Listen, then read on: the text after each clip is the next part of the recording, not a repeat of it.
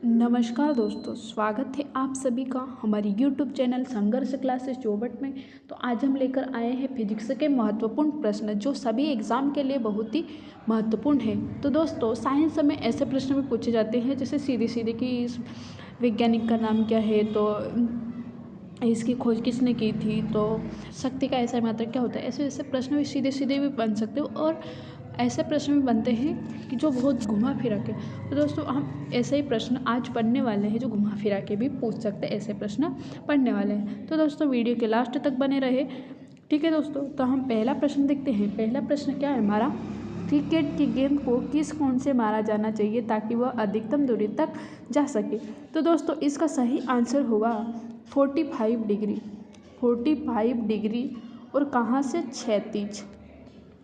क्षैतिज क्षैतिज ठीक है दोस्तों, क्षैतिज मतलब ऐसा और ऊर्ध्वाधर मतलब ऐसा। तो ऐसे यहाँ से क्षैतिज से कितना डिग्री, 45 डिग्री। ठीक है दोस्तों, 45 डिग्री मारने से क्या होती है, वो अधिकतम दूरी तक जाती है। ठीक है दोस्तों, जो क्रिकेट की गेंद होती है। ठीक है दोस्तों, तो हम अगला प्रश्न देखते हैं। क्या है हमारा अगला प्रश्न, एक धावक लंबी छलांग लगाने से पहले कुछ दूरी तक दौड़ता है क्योंकि। तो दोस्तों, इसका सही आंसर होगा छलांग लगाते समय उसके शरीर की गति जड़ता या जड़त्व। ठीक है दोस्तों, ये जड़त्व या जड़ता उसको ज़्यादा दूरी तय करने में मदद करती है। ठीक है दोस्तों, जो एक लंबी छलांग मारने का जो धावक होता है, लंबी छलांग वाला धावक होता है, वो क्या करता है कि कुछ देर पहले दौड़ के आता है। ठीक है दोस्तों, तो उससे क्या मदद मिलती है कि वो ऊंची छलांग लगा सके। ठीक है दोस्तों, तो हमारा सही आंसर होगा सी वाला, छलांग लगाते समय उसके शरीर की जो गति जड़ता उसको ज़्यादा दूरी तय करने में मदद करती। ठीक है दोस्तों, तो हम आगे बढ़ते हैं। क्या है हमारा अगला प्रश्न, बर्नौली का सिद्धांत निम्नलिखित में से किसके संरक्षण का प्रकथन है। तो दोस्तों, इसका सही आंसर होगा जो ऊर्जा है उसका संरक्षण करता है कौन, बर्नौली का सिद्धांत। ठीक है दोस्तों, तो आगे बढ़ते हैं। क्या है हमारा अगला प्रश्न, घड़ी के स्प्रिंग में भंडारित ऊर्जा है, जो घड़ी के स्प्रिंग में भंडारित ऊर्जा होती है वो कौन सी ऊर्जा होती है। तो दोस्तों, स्थितिज ऊर्जा होगी। हमारा क्या आंसर होगा, स्थितिज ऊर्जा। ठीक है दोस्तों, तो हम आगे बढ़ते हैं। क्या है हमारा अगला प्रश्न, जब कुएं से पानी की बाल्टी को ऊपर खींचते हैं तो हमें महसूस होता है। जब कुएं की पानी की बाल्टी को ऊपर खींचते हैं तो हमें महसूस होता है कि बाल्टी क्या है, बहुत भारी हो गई, ऐसा लगता है।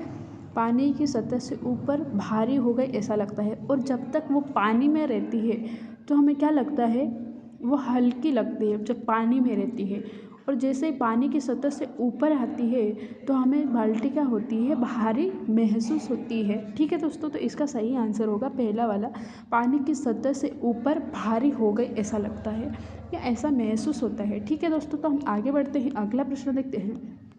क्या है हमारा अगला प्रश्न, क्यू से क्या मापा जाता है। तो दोस्तों, इसका सही आंसर होगा जल का बहाव। जल का बहाव किससे मापा जाता है, क्यूसेक इकाई से मापा जाता है। ठीक है दोस्तों, तो हम आगे बढ़ते हैं। अगला प्रश्न क्या है हमारा, गुरुत्वाकर्षण का सार्वभौमिक नियम का प्रतिपादन किसने किया। तो दोस्तों, इसका सही आंसर होगा न्यूटन। न्यूटन नामक वैज्ञानिक ने गुरुत्वाकर्षण का सार्वभौमिक नियम का प्रतिपादन किया था। ठीक है दोस्तों, तो इसका सही आंसर होगा न्यूटन। ठीक है दोस्तों, तो हम आगे बढ़ते हैं। क्या है हमारा अगला प्रश्न, ऊर्जा संरक्षण का आशय है। तो दोस्तों, जो ऊर्जा संरक्षण का आशय मतलब ऊर्जा संरक्षण का नियम क्या कहता है। तो दोस्तों, इसका सही आंसर होगा ऊर्जा को ना तो उत्पन्न किया जा सकता है और ना ही नष्ट किया जा सकता है। और इसे क्या किया जा सकता है, इसे एक रूप से दूसरे रूप में परिवर्तित किया जा सकता है। तो दोस्तों, ऊर्जा संरक्षण का नियम यही कहता है कि ऊर्जा न तो उत्पन्न की जा सकती है और ना ही नष्ट की जा सकती है, इसे एक रूप से दूसरे रूप में परिवर्तित किया जा सकता है। यही क्या है हमारा ऊर्जा संरक्षण का नियम। ठीक है दोस्तों, तो इसका सही आंसर होगा बी वाला। ठीक है दोस्तों, तो हम आगे बढ़ते हैं। क्या है हमारा अगला प्रश्न, पानी में लोहे की सुई डूब जाती है लेकिन जहाज तैरता रहता है। यह किस सिद्धांत पर आधारित है? तो दोस्तों इसका सही आंसर होगा आर्किमिडीज का सिद्धांत। आर्किमिडीज का सिद्धांत क्या कहता है? जो पानी में लोहे की सुई डूब जाती है, लोहे की सुई क्या होती है? डूब जाती है, लेकिन जो जहाज होता है इतना बड़ा वो क्या होता है? तैरता है।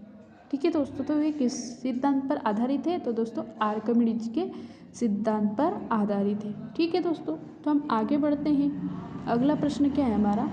अगला प्रश्न है हमारा, लैंप की बत्ती में तेल किसके कारण ऊपर उठता है? तो दोस्तों इसका सही आंसर होगा केशिकीय घटना के कारण। केशिकीय घटना के कारण क्या होता है? लैंप की बत्ती में तेल क्या होता है? ऊपर उठता है। तो दोस्तों इसका सही आंसर होगा बी वाला, केशिकीय घटना। ठीक है दोस्तों, तो हम आगे बढ़ते हैं। क्या है हमारा अगला प्रश्न? साबुन को जल में घुलने पर पृष्ठ तनाव। तो दोस्तों इसका सही आंसर होगा घट जाता है। साबुन जल में घुलता है तो उसका पृष्ठ तनाव क्या होता है? घट जाता है। ठीक है दोस्तों, तो हम आगे बढ़ते हैं। क्या है हमारा अगला प्रश्न? वर्षा की बूंद का आकार गोलाकार किस कारण से हो जाता है? तो दोस्तों इसका सही आंसर होगा पृष्ठ तनाव। पृष्ठ तनाव के कारण वर्षा की बूंद का आकार होता है वो कैसा दिखाई देता है? गोलाकार होता है। ठीक है दोस्तों, तो किसके कारण? पृष्ठ तनाव के कारण ही वर्षा की बूंद का आकार गोलाकार होता है। ठीक है दोस्तों, तो इसका सही आंसर पृष्ठ तनाव होगा। तो हम आगे बढ़ते हैं। क्या है हमारा अगला प्रश्न? सूर्य पर ऊर्जा का निर्माण होता है। तो दोस्तों इसका सही आंसर होगा नाभिकीय संलयन द्वारा। तो दोस्तों जो सूर्य पर ऊर्जा का जो निर्माण होता है वो किसके द्वारा होता है? नाभिकीय संलयन के द्वारा होता है। ठीक है दोस्तों, तो हम आगे बढ़ते हैं। क्या है हमारा अगला प्रश्न? पहाड़ों पर कभी कभी व्यक्तियों के नाक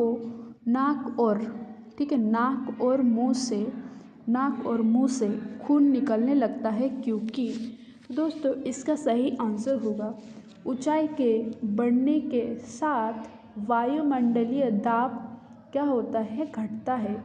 ऊंचाई के बढ़ने के साथ साथ क्या होता है? जो वायुमंडलीय दाब है वो क्या है?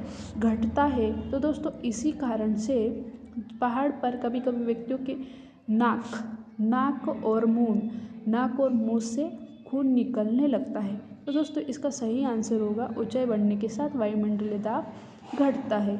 ठीक है दोस्तों, तो इसका सही आंसर सी वाला होगा। तो हम आगे बढ़ते हैं। क्या है हमारा प्रश्न? इस वीडियो का यह लास्ट प्रश्न है। तो दोस्तों देखते हैं हमारा क्या है प्रश्न। क्रिकेट का खिलाड़ी तेजी से आते हुए बॉल को क्यों अपने हाथों को पीछे खींचकर पकड़ता है? तो दोस्तों इसका आंसर क्या होगा? बॉल। ठीक है दोस्तों, ये बॉल है। बॉल विश्राम की स्थिति में आ सकती है, बॉल त्वरित स्थिति में रह सकती है, हो सकता है कि उससे कम बल लगाने की आवश्यकता हो सकता है कि उससे अधिक बल लगाने की आवश्यकता हो। तो दोस्तों इसका सही आंसर क्या होगा? आपको कमेंट बॉक्स में कमेंट करके बताना है कि इसका सही आंसर क्या होगा। ठीक है दोस्तों, तो हमने पिछले वीडियो में देखा था, उसका लास्ट प्रश्न क्या था कि प्रकाश विकिरण की प्रकृति है। तो दोस्तों इसका सही आंसर होगा तरंग एवं कण दोनों के समान। ठीक है दोस्तों, तो इसका सही आंसर तरंग एवं कण दोनों के समान प्रकाश की विकिरण की प्रकृति। ठीक है दोस्तों, तो